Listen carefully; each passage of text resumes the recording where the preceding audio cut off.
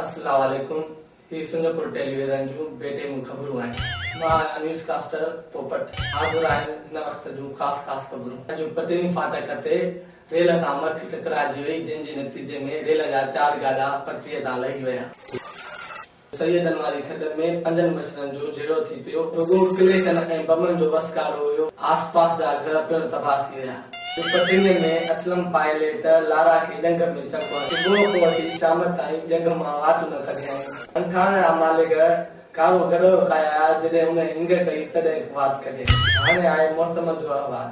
अॼु सिज 12 बजे उभरंदो ऐं शाम जो लहंदो ई न। सुभाणे आसमान मां नोटन जो मींहुं वसंदो। गरीबन ऐं फ़क़ीरन खे इतलाह थो कजे त पंहिंजो बंदोबस्त कनि। हाणे आहिनि रांदियुनि जूं ख़बरूं।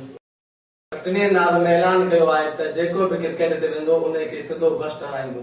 अॼु पटनीअ में सूरदास पहलवान खे गनी पहलवान मल मारे वर्ल्ड रिकॉर्ड कायम करे छॾियो।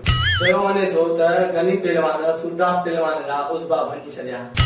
इन सां गॾु अॼोकी ख़बरूं पूरियूं थियूं। मूंखे इजाज़त ॾींदा। अल्लाह हाफ़िज़।